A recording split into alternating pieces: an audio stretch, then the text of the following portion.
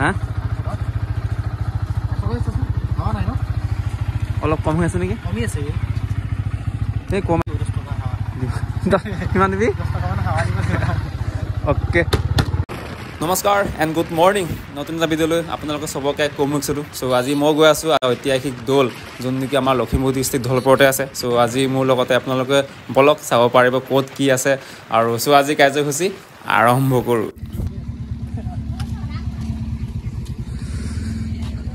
আৰু এয়া হৈছে মাঘনোৱা দল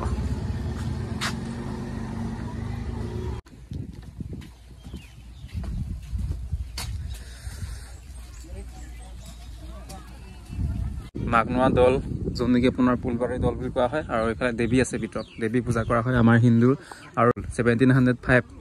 আমাৰ ৰুদ্ৰসিংহ ডাঙৰীয়াই বনোৱা গম পোৱা নাই না ৰুদ্ৰসিংহ মানে আমাৰ গদাধৰ সিংহৰ পুতেক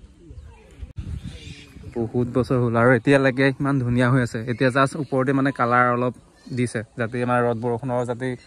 ইটাবোৰ যাতে এটেক কৰিব নোৱাৰে সেইকাৰণে কালাৰ ওপৰত দিছে আৰু চাই লওক আৰু একদম ওপৰলৈ আপোনাৰ 20 মিটাৰ আছে ওখ আছে আৰু এইফালে একদম শুনামতে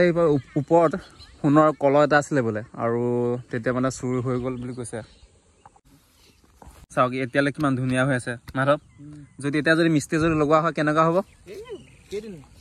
4 বছৰ 5 বছৰতে বেয়া হৈ যাব আৰু এইফালে চাওক না তেতিয়াতো আপোনাৰ চিমেণ্ট নাছিলে ন চাওক ভালকৈ কিহে বনোৱা আৰু মাটিমাহ তাৰপৰা ডিম তাৰপৰা বৰালি মাছৰ ডিম কণী মানে সেইফালে বনোৱা তেতিয়াতো চিমেণ্ট নাছিলে চাওক কিমান ধুনীয়া হৈছে আৰু চাইজটো তেতিয়া মানে হিটাৰ চাইজটো বেলেগ আছিলে এইটো চাগে কিমান ফুট হ'ব জানো কিমান ইঞ্চি হ'ব জানো এতিয়া কিমান ধুনীয়া হৈ আছে ন চ' বাউণ্ডাৰী তেতিয়াই বনোৱা বাউণ্ডাৰী এইফালেদি গৈ এনেকৈ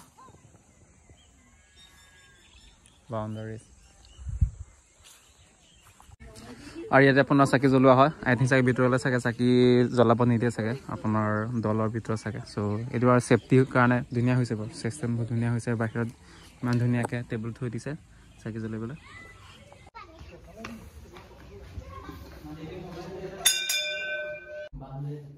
সঁচাকৈ ভাবি আচৰিত লাগে ন আৰু গোটেই দৌলটো আপোনাৰ 10,55,020 পিচ ব্যৱহাৰ কৰা হৈছিলে হিটাৰ তেতিয়া আপোনাৰ চিমেণ্ট নাছিলে ন আৰু তেতিয়া আমাৰ চিমেণ্ট হিচাপে যিবোৰ ব্যৱহাৰ কৰা হৈছিল আপোনাৰ একদম লোকেল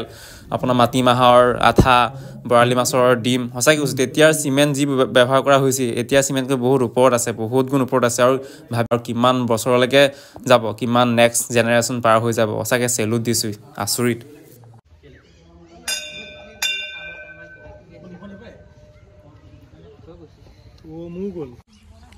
এতিয়া চাই লওক কিমান এতিয়া মজবুত হৈ আছে কিন্তু এতিয়া যদি আমি যদি বনাওঁ তেনেহ'লে কি ক'ম আৰু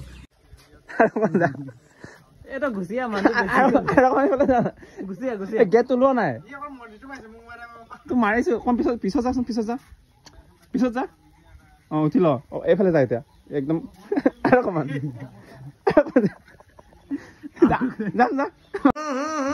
राजा जी अपनी शक्तियों का पूरा इस्तेमाल कर रहे हो ভাল লাগিছে মই দিয়া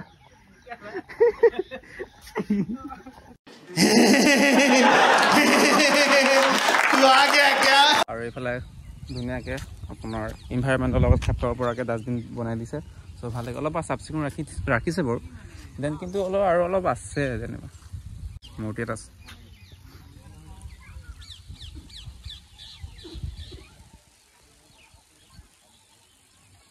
আৰু মাঘনোৱা দলৰ যদি মই এড্ৰেছ যদি ক'ব খোজোঁ তেনেহ'লে আপোনালোকে ধলপুৰ আহিব লাগিব ধলপুৰৰ পৰা এৰাউণ্ড চাগে 3 কিলোমিটাৰমান